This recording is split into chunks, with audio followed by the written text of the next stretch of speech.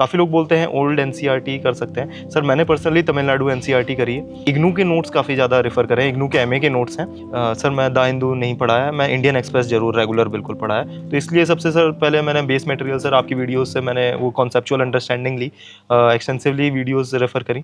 Sir geography क्योंकि मेरे लिए मुझे थोड़ा सा मुश्किल हो रहा था, तो मैंने सर सुदर्शन सर की वीडियोस देखी हैं और उसी से मैंने अपना ज्योग्राफी का कंटेंट डेवलप करा है। मैंने सर पढ़ी जीसी लियोंग भी है।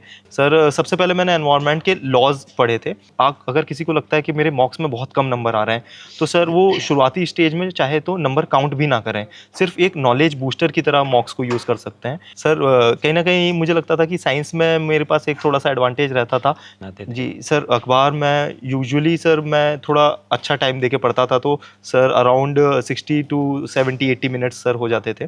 और सर नोट्स न्यूज़पेपर के नहीं बनाए हैं, करंट अफेयर्स की मैगजीन्स कंपाइलेशन सर कभी नहीं करें, क्योंकि सर मेरे लिए पढ़ना, मैं ट्राई एक दो बार करा था सर, पर पढ़ना बहुत मुश्किल हो जा रहा था मेरे लिए। सर एथिक्स के लिए सबसे पहले मैंने भी सर काफ़ी टॉपर टॉक्स में ही ये सुना था, एक एक कंसेप्चुअल अंडरस्टैंडिंग की बात, एक शॉर्ट उसकी डेफिनेशन, एक लॉन्ग डेफिनेशन। अगर हम ये चीज़ एक बार डेवलप कर लें।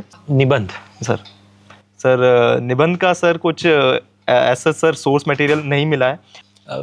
मेडिकल साइंस जो लोग विद्यार्थी उसकी तैयारी करें तो क्या बुक रिसोर्सेज या क्या रेकमेंड करेंगे आप? जी कि मैं कभी फर्स्ट रैंक इमेजिन भी नहीं कर पाया था, क्योंकि मुझे पता था सर कहीं ना कहीं मार्क्स कैप्ड हैं, बट थैंकफुली सर कहाँ पे हुआ है सर। मैं हंस रहा हूँ, मतलब ऐसा ना सोचिए। नहीं सर बिल्कुल। अच्छा ये रियल है, ये अनअकैडमी का बंदा लग रहा है मेरे को, है ना? आप रियल वाले हो क्या? सच में आप अनअकैडमी के हो? बिल्कुल बिल्कुल सर। अरे यार वेरी गुड यार। नमस्कार मित्रों, तो आज के इस सेशन में हम बात करेंगे डॉक्टर अनुज अग्निहोत्री जी से। आपने रैंक 1 हासिल किया है मेडिकल साइंस में ऑप्शनल के साथ। सीधा हम पॉइंट पे आते हैं। सब्जेक्ट वाइज रिसोर्स लिस्ट आप बता दें बच्चों को तो सुविधा हो जाए। Starting with history, prelims and mains के लिए क्या करना है? बिल्कुल सर, एक हिस्ट्री का मुझे लगता है क्योंकि इतनी कॉम्प्रिहेंसिव हो जाती है, और कहीं ना कहीं मेंस में हिस्ट्री को मैं मानता हूँ कि मेंस में हिस्ट्री कंपैरेटिवली इजी है प्रीलिम्स के मुकाबले, क्योंकि प्रीलिम्स में जो इन्फॉर्मेशन पूछी जा रही है बहुत ज़्यादा फैक्चुअल एट टाइम्स हो रही है।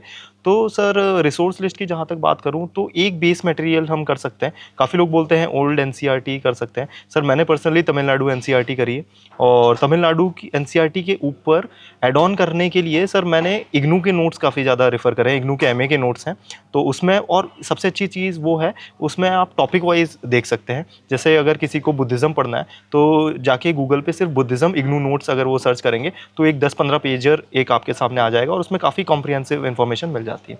तो ये सर हिस्ट्री की है। Next moving to geography. Sir prelims तो एनसीईआरटी मैप्स वगैरह हुआ, जो मेंस के मैं देख रहा हूँ आजकल पेपर, उसमें थोड़ा ऑप्शनल लेवल का पूछा जाए, ऐसा कुछ चल रहा है, तो how to manage all this things? Sir geography क्योंकि मेरे लिए मुझे थोड़ा सा मुश्किल हो रहा था, तो मैंने सर सुदर्शन सर की वीडियोस देखी हैं और उसी से मैंने अपना ज्योग्राफी का कंटेंट डेवलप करा है। सर मैंने जब इंटर्नशिप के टाइम ही ऑनलाइन कोर्स अनअकैडमी का लिया था, और तभी जो डिफरेंट एजुकेटर्स थे तभी मेरा फंडामेंटल्स स्ट्रॉन्ग होना चालू हुए, क्योंकि ह्यूमैनिटीज़ मैंने इतने पढ़े नहीं थे। ऑल्दो 10th तक मुझे सोशल साइंस और जो सब्जेक्ट्स हैं लाइट सब्जेक्ट काफ़ी अच्छे लगते थे, लेकिन सर उसके बाद एक डेफिनेटली एक टच छूट जाता है, काफ़ी चीज़ें मिस हो जाती हैं।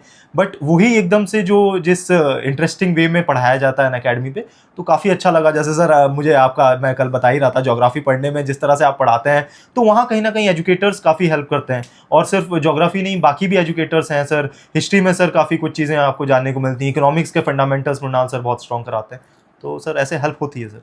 सर जहाँ तक है एनसीईआरटी ज्योग्राफी की बहुत अच्छी है, तो एनसीईआरटीज़ पे मैं बहुत ज़्यादा रिलाई करता था, मल्टीपल रिवीजन्स एनसीईआरटी के करें। मैंने सर पढ़ी जीसी लियोंग भी है, बट मुझे लगता है कि उसकी भी सिलेक्टिव रीडिंग करना ज़रूरी है, क्योंकि उसमें कई सारे टॉपिक्स ऐसे हैं जो कि बहुत ज़्यादा डेप्थ में दिए हुए हैं, इतनी रिलेवेंस नहीं लगती उनकी। और इसके अलावा सर ज्योग्राफी में अगर कुछ करंट स्पेसिफिक चीज़ न्यूज़ में है, जैसे कोई डिज़ास्टर वगैरह अगर कोई रिसेंट हैपनिंग हुई है, तो उस पर सर ज़्यादा एम्फेसिस दे सकते हैं। और सर ये जो मेंस वाला जो विचित्र हो रहा है उसका? हाँ जी सर, उसमें उसके लिए मुझे लगता है सर हम अगर डिज़ास्टर्स पे ये है, थोड़ी सी उसकी एक्सटेंसिव स्टडीज़ जाके एसोसिएटेड और मतलब इनडायरेक्ट नॉलेज उसमें से जो पूछी जानी है, तो उस पर शायद हम कुछ वर्क कर सकते हैं। अब उसके आगे बढ़ते हैं तो ज्योग्राफी से जुड़ा सब्जेक्ट ये एनवायरनमेंट इकोलॉजी। बिल्कुल सर। इसमें क्या किया जाए? हाँ सर, तो इसमें मैंने 2-3 सोर्सेज यूज़ करे थे। सर सबसे पहले मैंने एनवायरनमेंट के लॉज पढ़े थे, और लॉज पे सर मैंने गूगलिंग करी थी। गूगलिंग करके सर कुछ बियर एक्ट थे, थे, कुछ कुछ कंटेंट मिल रहा था, तो उससे एक बार लॉस प्रिपेयर करे। उसके बाद करंट अफेयर्स में जो भी न्यूज़पेपर में रहती थी, स्पीशीज़ वगैरह ये चीज़ें थी। तो एनवायरनमेंट में भी सर सुदर्शन सर की मैंने वीडियोज़ रेफ़र करी थी। और इसके अलावा जो इसमें काफ़ी सर मुझे लगता है कहीं ना कहीं एक स्टैटिक पार्ट भी है जिसकी रूट लर्निंग थोड़ी सी करनी पड़ती है, जैसे नेशनल पार्क्स हैं, और सर इनमें भी सर मैं थोड़ा सा एक एक्स्ट्रा माइल जाके एक एक इंडिविजुअल नेशनल पार्क को 15-15 मिनट के लिए विकीपीडिया भी सर्च करता था, ताकि उसमें आजकल सर इस तरह की इन्फॉर्मेशन भी पूछी जा रही है कि इस नेशनल पार्क में वेजिटेशन ये तरह की मिल रही है, इसमें वाइल्ड लाइफ इस तरह की है, तो आइडेंटिफाई द नेशनल पार्क। तो घुमा फिरा के भी क्वेश्चंस पूछे जा रहे हैं, तो मुझे लगता था कि कहीं थोड़ा टाइम इन्वेस्ट करें तो हो सकता है सर इसमें। इकोनॉमी में क्या आपने मेहनत? बिल्कुल सर, मुझे लगता है सर इकोनॉमिक्स में सबसे पहला सर इंपॉर्टेंट टास्क है सर फंडामेंटल्स अंडरस्टैंड करना, क्योंकि ऐसे फिनोमेना है सर, जैसे मतलब रेपो रेट अगर किसी को नहीं समझ में आएगा तो उसके लिंकेजेस, मनी करेंसी रेट और इन सब से फ्लक्चुएशन, तो इसलिए सबसे सर पहले मैंने बेस मटेरियल सर आपकी वीडियोस से मैंने वो कॉन्सेप्चुअल अंडरस्टैंडिंग ली, एक्सटेंसिवली वीडियोज़ रेफ़र करी। और सर उसके बाद मुझे कहीं ना कहीं लगता है sir economics is one of the subject जिसमें करंट से रिलेटेड चीज़ें काफ़ी ज़्यादा रहती हैं। तो न्यूज़पेपर में इकोनॉमिक्स का जो पेज रहता है सर उसको बहुत इन डेप्थ पढ़ता था सर, और उससे रिलेटेड जो भी चीज़ें मुझे लगता था कि इस पे और रिसर्च करनी चाहिए, तो उसकी गूगल पे जाके और रिसर्च करता था। सर ये जो पॉलिटी है, ठीक है, प्रीलिम्स में तो लक्ष्मीकांत वगैरह से काम हुआ, लेकिन पॉलिटी मेंस पेपर 2 जो है गवर्नेंस और ये सब पूछ रहे हैं, थोड़ा लीग से हटके पूछ रहे हैं, बहुत सारे लोग सर परेशान हैं, तो क्या इसका इलाज है? हाँ सर, मतलब इसमें मुझे लगता है कि सर मैंने जो गवर्नेंस वाला है, सोशल जस्टिस वाला है, सोसाइटी वाला है, और ये सारे सब्जेक्ट सब क्लब करके सर पढ़े, और इसमें GS1 का भी, GS2 GS3 तीनों आ जाते हैं।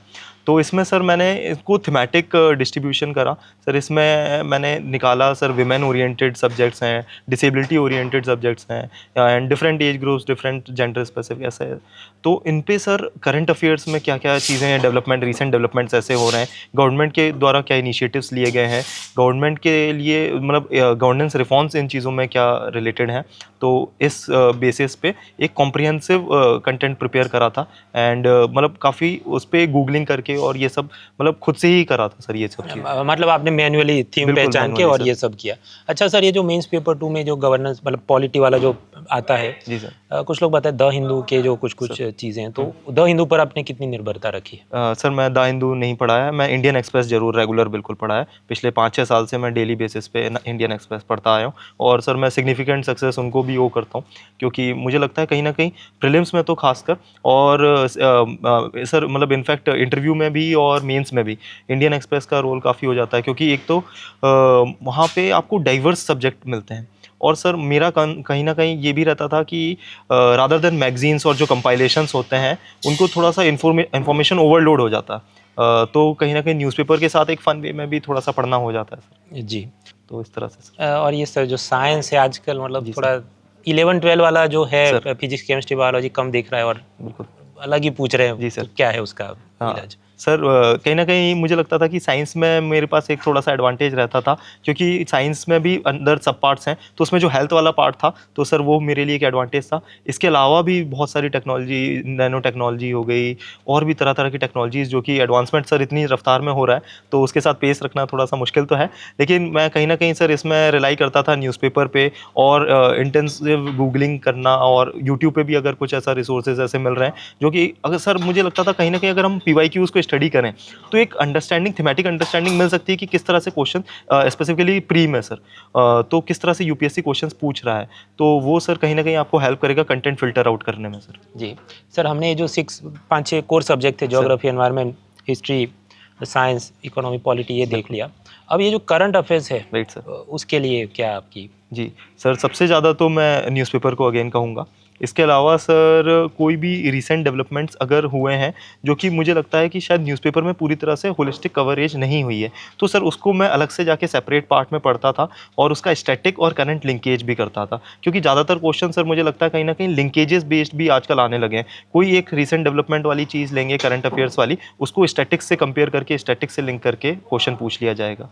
तो मतलब what was your workflow like? मतलब अखबार कितने टाइम तक पढ़ते थे, नोट्स कितने बनाते थे? जी सर, अखबार मैं यूजुअली सर मैं थोड़ा अच्छा टाइम देके पढ़ता था, तो sir around 60 to 70-80 minutes sir हो जाते थे। और सर नोट्स का न्यूज़पेपर के नहीं बनाए हैं। मैं ये करता था सर, अगर कुछ मुझे वैल्यू एडेड मिल रहा है तो मैं अपने जो सोर्स मटेरियल हैं वहाँ पे ऐड ऑन कर देता था सर। कुछ भी अगर मुझे इकोनॉमिक्स ओरिएंटेड चीज़ मिली, कुछ ऐसा मुझे लगा कि ये चीज़ पूछी जा सकती है, तो फिर मैं नोट्स में सर अपने ऐड कर देता था सर। जी सर, ये करंट अफेयर्स के नाम पे आप जानते हैं सब 1 साल 2 साल के सब कंपाइलेशन वगैरह आते हैं, उस पर आपकी निर्भरता रही है? अगर हाँ तो कितनी? नहीं रही है तो भी आप बोल सकते जी हैं। सर, मैं मतलब कभी सर करंट अफेयर्स की मैगजीन्स कंपाइलेशन सर कभी नहीं करें, क्योंकि सर मेरे लिए पढ़ना मैं ट्राई 1-2 बार करा था सर, पर पढ़ना बहुत मुश्किल हो जा रहा था मेरे लिए। इतना इन्फॉर्मेशन ओवरलोड हो रहा था, तो बहुत ज़्यादा देर तक मैं पढ़ ही नहीं पा रहा था वो। तो इसलिए सर मुझे कहीं न कहीं वो चीज़ हेल्प नहीं करती। जी, अब 3-4 जो आखिरी सवाल बचते हैं सर, एथिक्स के लिए क्या किया? सर एथिक्स के लिए सबसे पहले मैंने भी सर काफ़ी टॉपर टॉक्स में ही ये सुना था कि एथिक्स के लिए जो बहुत एक्सटेंसिव उसका सिलेबस दिया हुआ है मेंस का, उसमें इंडिविजुअल एक-एक कीवर्ड की सर सबसे पहले हम अंडरस्टैंडिंग डेवलप कर लेंगे। एक-एक कंसेप्चुअल अंडरस्टैंडिंग की बात, एक शॉर्ट उसकी डेफिनेशन, एक लॉन्ग डेफिनेशन। अगर हम ये चीज़ एक बार डेवलप कर लें सारे, मतलब मुझे लगता है कहीं न कहीं अगर हम कीवर्ड्स निकालेंगे सिलेबस से तो अराउंड 100 कीवर्ड्स उसके निकल कर आएँगे। इन सब पे एक बार ये वाली एक्सरसाइज हो जाएगी। फिर इसके बाद सर हम सोचेंगे कि इस चीज़ को हम रियल लाइफ में कहाँ देखते हैं। हमारे personal examples, real life examples, mythological examples या फिर इमेजिनरी एग्जांपल्स, इन सब की एक हम अगर कंटेंट अपना खुद का डेवलप कर लें तो हेल्प करता है। और सर केस स्टडीज़?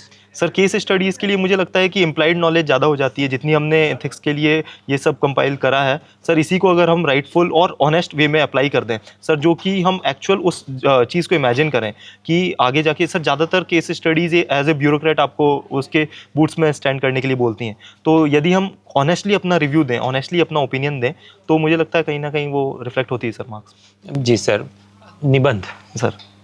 सर निबंध का सर कुछ ऐसा सर सोर्स मटेरियल नहीं मिला है, और मुझे लगता है सर कहीं ना कहीं वो रिफ्लेक्शंस हैं आपके थॉट्स के, आपके लाइफ लॉन्ग एक्सपीरियंसेस के।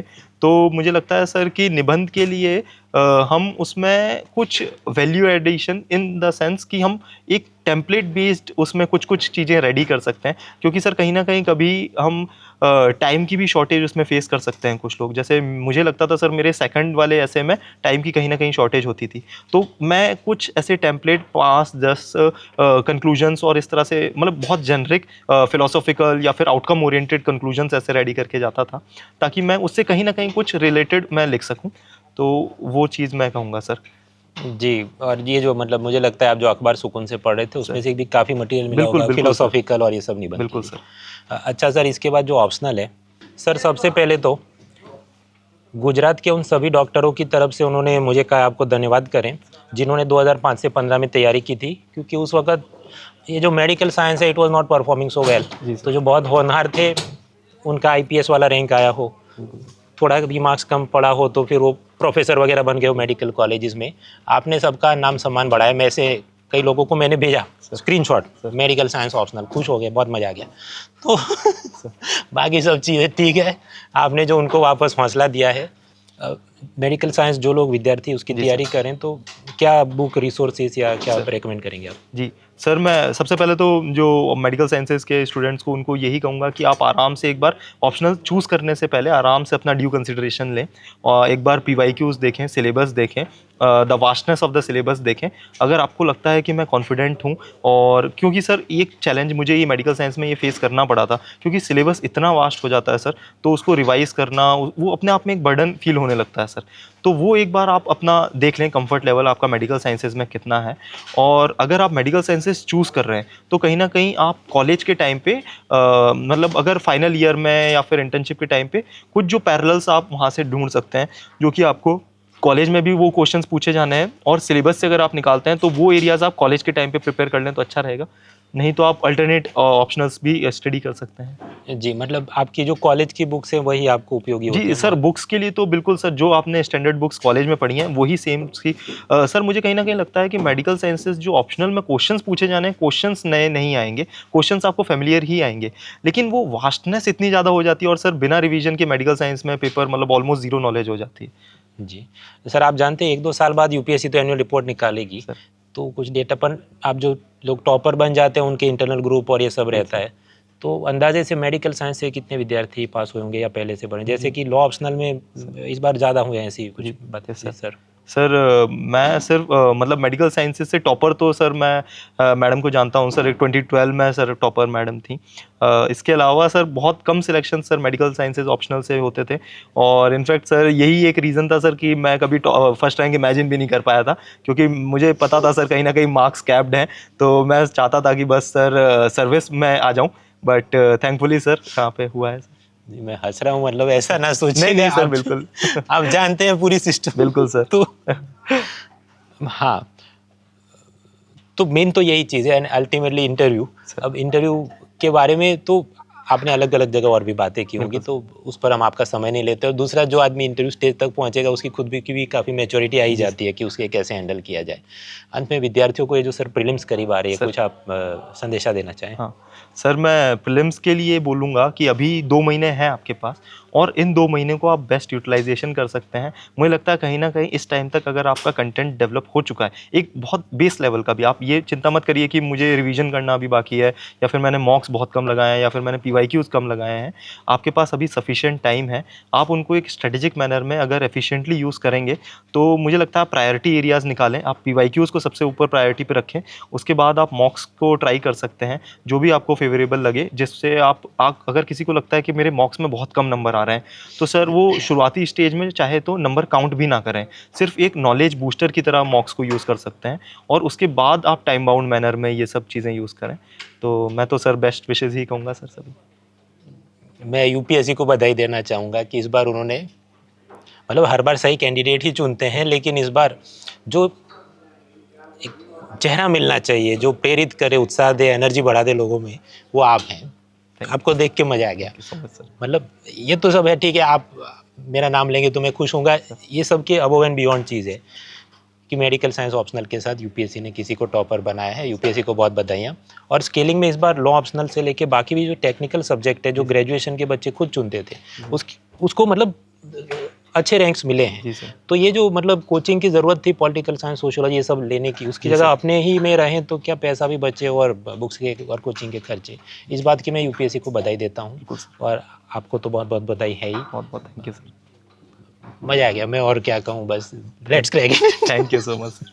डॉक्टर साहब, मुझे बस आपका आभार व्यक्त करना है ऑन पर्सनल लेवल। वो इसलिए कि मित्रों, कोई भी आप प्रोफेशन चूज़ करते हैं तो उसमें सोशल हायरार्की होती है कि आप क्या करते हो। अब हम जो यहाँ पर पढ़ाते हैं ऑनलाइन, तो समाज में आस पड़ोस में ये क्या, मतलब टॉपर्स तो निकलते हैं दिल्ली से, लेकिन आपने ये जो अनअकैडमी में पढ़ाई की, आपका खुद की मेहनत है, और रैंक 1 किसका आएगा, मतलब वो भगवान की मेहर है, माँ बाप का आशीर्वाद है।